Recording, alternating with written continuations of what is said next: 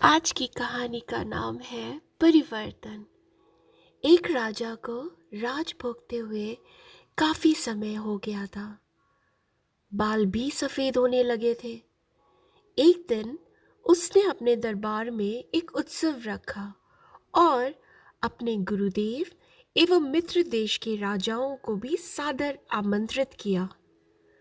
उत्सव को रोचक बनाने के लिए राज्य की सुप्रसिद्ध नर्तकी को भी बुलाया गया।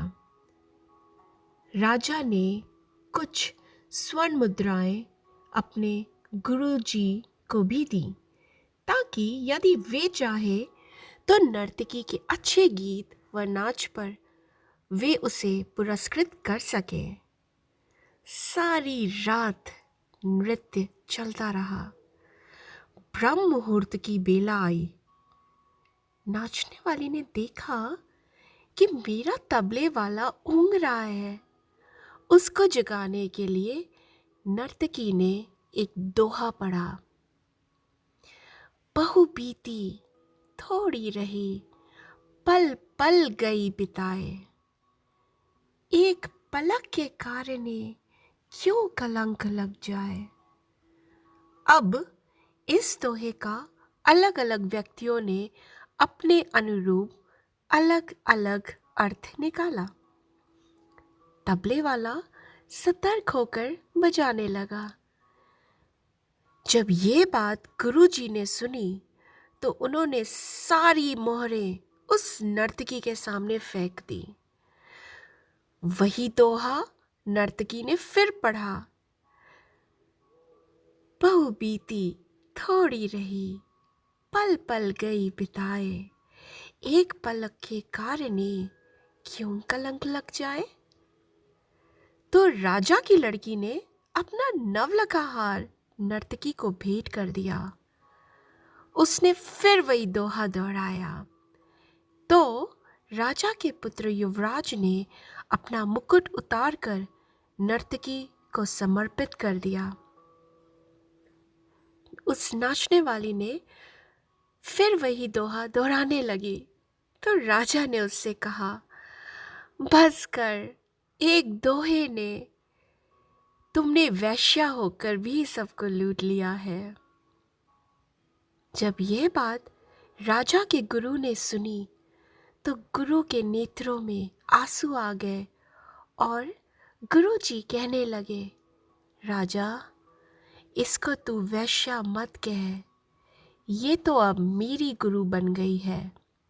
इसने मेरी आंखें खोल दी हैं।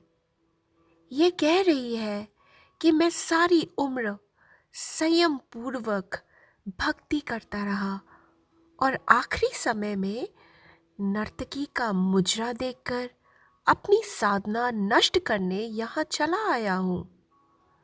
भाई, मैं तो चला। यह कहकर गुरुजी ने अपना कमंडल उठाकर जंगल की ओर प्रस्थान कर लिया।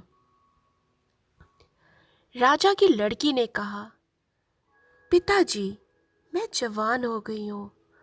आप आंखें बंद किए बैठे हैं, मेरी शादी नहीं कर रहे हैं और आज रात मैंने आपके महावत के साथ भागकर अपना जीवन बर्बाद कर लेना था, लेकिन इस नर्तकी ने मुझे सुमति दी है कि जल्दबाजी मत करो, कभी तो तेरी शादी होगी ही। क्यों अपने पिता को कलंकित करने पर तुली है? युवराज ने कहा, पिताजी, आप वृद्ध हो चले हैं, फिर भी मुझे राज नहीं दे रहे थे। मैंने आज रात ही आपके सिपाहियों से मिलकर आपका कत्ल करवा देना था, लेकिन इस नर्तकी ने समझाया कि पगले, आज नहीं तो कल आखिर राज तो तुम्हें ही मिलना है। क्यों अपने पिता के खून का कलंक अपने सिर पर लेता है? धैर्य रख। जब ये सब बातें राजा ने सुनी तो राजा को भी आत्मज्ञान हो गया। राजा के मन में वैराग्य आ गया राजा ने तुरंत फैसला लिया, क्यों ना मैं अभी युवराज का राज तिलक कर दूं। फिर क्या था, उसी समय राजा ने युवराज का राज तिलक किया और अपनी पुत्री से कहा, पुत्री, दरबार में एक से एक राजकुमार आए हुए हैं। तुम अपनी इच्छा से किसी भी राजकुमार के गले में वरमाला डालकर पति रूप में चुन सकती हो। राजकुमारी ने ऐसा ही किया और राजा सब त्याग कर जंगल में गुरु की शरण में चला गया। ये सब देखकर उस नाचने वाली ने सोचा, मेरे एक दोहे से इतने लोग सुधर गए, लेकिन मैं क्यों नहीं सुधर पाई। उसी समय नर्तकी में भी वैराग्य आ गया। उसने उसी समय निर्णय लिया कि आज से मैं अपना बुरा धंधा बंद करती हूँ और कहा कि हे प्रभु, मेरे पापों से मुझे क्षमा करना। बस आज से मैं सिर्फ तेरा नाम सुमिरन करूँगी। समझ आने की बात है, दुनिया बदलते देर नहीं लगती। एक दोहे की 2 लाइनों से भी हृदय परिवर्तन हो सकता है। बस केवल थोड़ा धैर्य रखकर चिंतन करने की आवश्यकता है। प्रशंसा से पिघलना नहीं चाहिए, आलोचना से उबलना नहीं चाहिए।